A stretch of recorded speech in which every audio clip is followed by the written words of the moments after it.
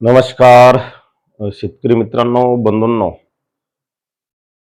बळीवंश वेदरमध्ये आपले हार्दिक हार्दिक स्वागत. मी राजभाऊ उगले, राहणार कोठाळा, तालुका अंबड, जिल्हा जालना. आज 28 जुलै 2026 या संदर्भातला अंदाज व्यक्त करणार आहे. या लो प्रेशर सिस्टीमचा मार्ग आणि तिचा परिणाम यावर आपण चर्चा करणार आहोत. त्याचबरोबर मित्रांनो, मुख्य पावसाळ्यातले 2 महिने संपलेले आहेत. म्हणजेच पावसाळ्यातला अर्धा पावसाळा संपलेला आहे. उर्वरित जो पावसाळा आता राहिलेला आहे, ऑगस्ट आणि सप्टेंबर, हा कसा असेल त्या संदर्भातली महत्त्वाची माहिती आपण या व्हिडिओमध्ये सांगणार आहोत. त्यामुळे व्हिडिओ शेवटपर्यंत पहा. आपले मित्रपरिवार यामध्ये जोडा. नवनवीन व्हिडिओसाठी चॅनलला फॉलो करा.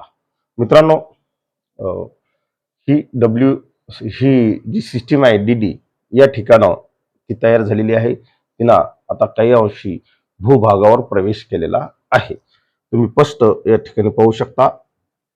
या सिस्टीमचा परिणाम मित्रांनो ही या पद्धतीने जाणार आहे. काल सुद्धा मी सांगितले, आजही सांगत आहे. तिचा परिणाम आणि मार्ग कसा असेल त्या संदर्भातला मॅप आपण समजून घेऊ. मित्रांनो, हे पहा, या सिस्टीमचा हा परिणाम आहे. या ठिकाणाहून ते अशा पद्धतीने मार्गक्रमण करून राजस्थानकडे जाणार आहे. तर याचा परिणाम म्हणून मित्रांनो, पूर्व विदर्भ, पश्चिम विदर्भ, उत्तर महाराष्ट्राचा नंदुरबार, धुळे, जळगाव या भागावर पाऊस असेल, घाटावर पाऊस असेल. परंतु अंतर्गत महाराष्ट्रात, उत्तर मराठवाड्यात पाऊस असेल. दक्षिण मराठवाड्यात मित्रांनो या सिस्टीममुळे फारसा समाधानकारक पाऊस पडणार नाही. लक्षात घ्या. हलका ते मध्यम क्वचित ठिकाणी जोरदार पावसाच्या ऍक्टिव्हिटीज या सिस्टीममुळे होतील. पाऊस पडेल. काही अंशी पिकांना जीवनदान मिळेल. खाली दक्षिणेकडे जर आपण गेलो, सोलापूर, सांगली, सातारा, पूर्व भाग, लातूर, धाराशिव, बीड, जालना, त्यानंतर मित्रांनो अहिल्यानगरचा पूर्व भाग, या भागामध्ये पावसाच्या ऍक्टिव्हिटीज या कमी असणार आहे. लक्षात घ्या. पश्चिम विदर्भातील सर्व जिल्ह्यामध्ये पावसाचं प्रमाण मध्यम ते जोरदार असू शकते. या सर्व पार्श्वभूमीवर मित्रांनो, ही सिस्टीम जर आता आपल्याला मार्ग त्याचा निश्चित झालेला आहे. त्याचा परिणाम कुठं होईल हे आता जवळपास संपूर्ण महाराष्ट्राला माहीत झालेलं आहे. परंतु ऑगस्ट आणि सप्टेंबर हा महिना कसा असेल, हे 2 महिने कसे असतील पावसाळ्यातले, त्या संदर्भातली माहिती आपण पाहू. तुम्ही पाहू शकता. मित्रांनो, ऑगस्ट आणि सप्टेंबर महिना समजून घेण्याच्या पूर्वी आपण पॅसिफिक महासागरामधील जे सरफेस टेम्परेचर आहे, त्याचं तापमान किती वाढलेलं आहे त्या संदर्भातली माहिती पाहू. या ठिकाणी नॅनो 3.4 इंडेक्स हा दाखवलेला आहे. आणि या ठिकाणी जर तुम्ही तापमान पाहिलं तर मित्रांनो +1.94 गेलेले, म्हणजे जवळपास मित्रांनो ज्याला आपण सुपर अल्निनो म्हणतो, तीव्र अल्निनो, तो झालेला आहे. तिची घोषणा झाली जमा आहे. कारण 1.94 म्हणजे 2 अंश तापमान हे समुद्राचं सरफेस टेम्परेचर पॅसिफिक महासागराचं वाढलेलं आहे. ही एक घटना आहे. त्यानंतर मित्रांनो, आपला हिंदी महासागर जो आहे, ज्यातला आयोडी घटक, आयोडी इंडेक्स, हा सुद्धा तेवढाच महत्वाचा आहे. कारण 2 घटना, एक प्रशांत महासागरात घडते तर दुसरी हिंदी महासागरात घडते. या दोन्ही घटनेचा एकमेकाशी कुठेही समन्वय नाही. ती एक स्वतंत्र घटना आहे आणि हिंदी महासागरातली एक स्वतंत्र घटना आहे. हिंदी महासागरातला जो सरफेस टेम्परेचर आहे मित्रांनो, ते तुम्हाला मी या ठिकाणी झूम करून दाखवतो. हे +0.44 वर गेलेलं आहे. म्हणजे तिथलं तापमान आता 0.5 ने वाढण्याकडे चाललेलं आहे किंवा तो कल झालेला आहे. आणि 0.5 झाल्यानंतर आयोडी हा पॉझिटिव्ह झाला असं गृहीत धरलं जातं. नवे नवे तो आता झाल्यातच जमा आहे. या सर्व पार्श्वभूमीवर मित्रांनो, एकीकडं अल्निनो तीव्र होतोय, नवे नवे सुपर अल्निनो ची घोषणा सुद्धा होणारच आहे. आणि एकीकडं हिंदी महासागरात आपला आयोडी घटक पॉझिटिव्ह होत आहे. या सर्व पार्श्वभूमीवर भारतासह महाराष्ट्रात पाऊस कसा असेल ऑगस्ट आणि सप्टेंबर मध्ये, हे पाहणे अतिशय महत्वाचे आहे. मित्रांनो,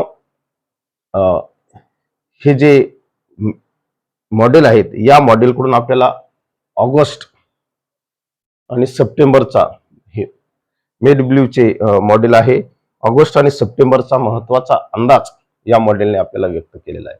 तत्पूर्वी मी तुम्हाला कलर कॉम्बिनेशन समजून सांगतो, नीट समजून घ्या मित्रांनो. या ठिकाणी तुम्हाला फिकट ब्ल्यू पासून डार्क ब्ल्यू दिसत आहे, म्हणजे जवळपास 150 mm पाऊस हा अधिक दाखवत आहे, सरासरी पावसापेक्षा अधिक. आणि इकडे मित्रांनो ही सरासरी पावसापेक्षा कमी, म्हणजे हा सरासरी पावसापेक्षा किती कमी पाऊस पडेल आणि किती जास्त पडेल हे सांगणारा हा मॅप आहे. त्यामुळे नीट समजून घ्या मित्रांनो. आपण अधिक ब्ल्यू जर पाहिलं तर सॉरी अधिक डार्क जर पाहिलं, ब्राऊन कलर ज्याला आपण तपकिरी म्हणू, हा कलर आपल्याला सरासरीपेक्षा कमी पाऊस दर्शवतो. म्हणजे ज्या भागात जास्त पाऊस होत असतो त्या भागात सुद्धा सरासरीपेक्षा कमी पावसाचं प्रमाण असेल असं या मॅपने दाखवलेलं आहे. हे एकूण जर आपण सर्व चित्र पाहिलं तर हे दिसतं आपल्याला. यामध्ये प्रामुख्याने मित्रांनो मग महाराष्ट्र, गुजरात, म्हणजे मध्य भारतात जर विचार केला, महाराष्ट्र, गुजरात आणि मध्य प्रदेश या भागात मित्रांनो सरासरीपेक्षा कमी पर्जन्यमान होण्याची शक्यता ही तयार झालेली आहे, लक्षात घ्या. यामध्ये विशेषतः मित्रांनो मराठवाडा जो भाग आहे, मराठवाड्यामध्ये सरासरीपेक्षा अधिक कमी पाऊस पडण्याची शक्यता तयार झालेली आहे. अधिक कमी पाऊस म्हणजे मित्रांनो कोकण आणि घाटमाथ्यावर या ठिकाणी थोडासा पावसाचा स्पेल असू शकतो, नाही असं नाही, अधूनमधून पावसाचे चान्सेस या ठिकाणी असू शकतात. आणि मित्रांनो एकूण ऑगस्ट महिना जर आपण पाहिला तर हा महाराष्ट्रासाठी सरासरी पेक्षा कमी पर्जन्यमान दर्शवत आहे, लक्षात घ्या. आणि आणखी एक गोष्ट सांगितलं, आपण निळा कलर जर पाहिला, आपल्या निळ्या कलरकडे जायचं नाही, कारण पूर्व भारतात चांगला पाऊस दाखवलेला आहे, खाली दक्षिण भारतात या ठिकाणी पाऊस दाखवलेला आहे. परंतु मित्रांनो महाराष्ट्र आपल्यासाठी खूप महत्वाचा आहे. तर महाराष्ट्रामध्ये एकूण हा नकाशा काय सांगतो तर सरासरीपेक्षा कमी पर्जन्यमान हा ऑगस्ट मध्ये दर्शवत आहे. याचा अर्थ पाऊसच पडणार नाही असं नाही, पाऊस पडणार आहे परंतु तो सरासरीपेक्षा कमी असणार आहे. मित्रांनो सप्टेंबर हा दुसरा महिना आहे, हा सुद्धा मित्रांनो आपल्याला अतिशय डार्क ब्राऊन कलर दर्शवत आहे, म्हणजे पावसाची विसंगती दर्शवणारा हा नकाशा आहे. सरासरी पाऊस आणि सरासरीपेक्षा कमी पाऊस, तर आपल्याला एकूण सप्टेंबर मध्ये सुद्धा मित्रांनो सरासरीपेक्षा कमी पाऊस दर्शवलेला आहे. अधूनमधून पावसाचे स्पेस येतील, अधूनमधून पाऊस पडत राहील, क्वचित ठिकाणी मित्रांनो जोरदार पाऊस पडेल, घाटावर चांगला पाऊस पडेल. त्यानंतर पूर्व पश्चिम विदर्भातील, उत्तर महाराष्ट्रातील काही भागात या ठिकाणून लो प्रेशर झाले तर त्या भागात चांगला पाऊस पडेल. परंतु एकूण पर्जन्यमानाच्या सरासरीपेक्षा कमी पाऊस पडण्याची शक्यता सप्टेंबर मध्ये सुद्धा कायम आहे. मित्रांनो खंड पडू शकतात, दोन पावसातलं अंतर असू शकतं. या सर्व पार्श्वभूमीवर ऑगस्ट आणि सप्टेंबर महिना हा मित्रांनो पुन्हा एकदा तूट घेऊन येत आहे. आपण जर जून आणि जुलैची तूट जर पाहिली तर मराठवाड्यातली तूट मित्रांनो ही 35% आहे, आणि येणाऱ्या या लो प्रेशरने ती कमी होईल याची गॅरंटी नाही. आणि ऑगस्ट आणि सप्टेंबर ही तूट भरून काढेल का, हा सुद्धा एक प्रश्न आहे, ते सुद्धा एक प्रश्नचिन्ह आहे. म्हणून माझ्या माहितीनुसार मित्रांनो एकूण जर आपण पावसाळ्याचं जर चित्र पाहिलं, पाऊस कमी पडेल, सरासरीपेक्षा कमी पडेल काही भागात सरासरी गाठेल, आणि कोकणात घाटमाथ्यावर मित्रांनो तो सरासरी क्रॉस करेल, कारण त्या भागात पावसाचे अधिक चान्सेस असणार आहेत, कारण आयडी घटक हा पॉझिटिव्ह असणार आहे. त्यामुळे मित्रांनो एकूण जर आपण पाहिलं ऑगस्ट आणि सप्टेंबर ही दोन्ही महिने पावसात तूट दर्शवणारे महिने आहेत, निश्चित या ठिकाणी पाहू. लक्षात घ्या मित्रांनो, हा अंदाज, या मॉडेलचा अंदाज म्हणजे सर्व काही नाही, हा दीर्घ पल्ल्याचा अंदाज आहे. त्यामुळे यामध्ये निश्चित बदल होऊ शकतो. अधिक माहितीसाठी IMD असेल, ECMWF चं मॉडेल असेल किंवा GF चे मॉडेल असतील, याही मॉडेलचा अंदाज आपल्याला विचारात घ्यावा लागेल. हा अंदाज म्हणजे काही अंतिम अंदाज नाही, यामध्ये चेंजेस होऊ शकतात, हे या ठिकाणी मित्रांनो लक्षात घ्या आणि आपल्या शेती पिकाचं नियोजन करा. मित्रांनो आपला मूळ अंदाज आहे की यावर्षी महाराष्ट्रात जरी एकूण महाराष्ट्राची सरासरी जरी भरून निघाली तरी विभागावाईज जर आपण पाहिलं तर विभागावाईज प्रचंड प्रमाणात तूट ही दिसणार आहे आणि ती तूट मला वाटत नाही की येणाऱ्या पावसात सुद्धा भरून निघेल.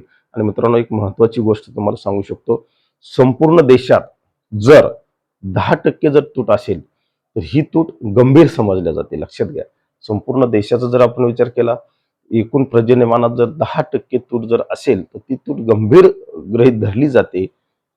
सध्या भारतामध्ये 15% तूट आहे आणि ही 15% तूट जर भरून निघाली, ती 10%वर 8%वर जर आली तर निश्चित तिचं स्वरूप ही गंभीर नसेल, परंतु 10%ची तूट ही उत्पादन क्षमतेवर परिणाम करणारी आहे, आपल्या अर्थव्यवस्थेवर परिणाम करणारी तूट आहे. आणि मित्रांनो, खेदाने सांगतो, आमचा जो मराठवाडा आहे, विशेषतः दक्षिण मराठवाडा आहे, पूर्ण अहिल्यानगर असेल, यामध्ये छत्रपती संभाजीनगरचा भाग असेल, बुलढाणा असेल, खाली धाराशिव, लातूर, सोलापूर, परभणी, नांदेड, हिंगोली, मित्रांनो या संपूर्ण विभागामध्ये सरासरीपेक्षा 35% तूट आहे पावसाची. मित्रांनो, ही गंभीर बाब आहे, लक्षात घ्या. अद्याप या अंतर्गत महाराष्ट्रातल्या कुठल्याही विहिरींना, बोरला फारसं पाणी आलेलं नाही. क्वचित ठिकाणी आले असेल, नाही असं नाही, परंतु बहुतांश ठिकाणी अद्याप पाण्याविना जलसाठे कोरडे आहेत. भले पूर्व उतारावरील जायकवाडी आणि उजनीसारखी धरणं भरली असतील, परंतु त्यामुळे काही अंशी भागाचा सिंचनाचा प्रश्न मिटेल याचा अर्थ संपूर्ण अंतर्गत महाराष्ट्रात परिस्थिती चांगली आहे असं निश्चित नाही. आणि 35% तूट एखाद्या विभागात असणे म्हणजे मित्रांनो, त्या विभागात किती पाऊस कमी आहे हे आपल्याला दर्शवते. हेच या निमित्तानं आपण सांगू शकतो. मित्रांनो, अधिक माहितीसाठी आपण नवनवीन मॉडेल, नवनवीन अंदाज पाहण्यासाठी फॉलो करा. हा दीर्घ पल्ल्याचा 2 महिन्याचा अंदाज आहे. निश्चित या परिस्थितीमध्ये बदल हो अशीच आपण ईश्वरचरणी प्रार्थना करू. एवढंच या निमित्ताने सांगतो, थांबतो. जय हिंद, जय महाराष्ट्र.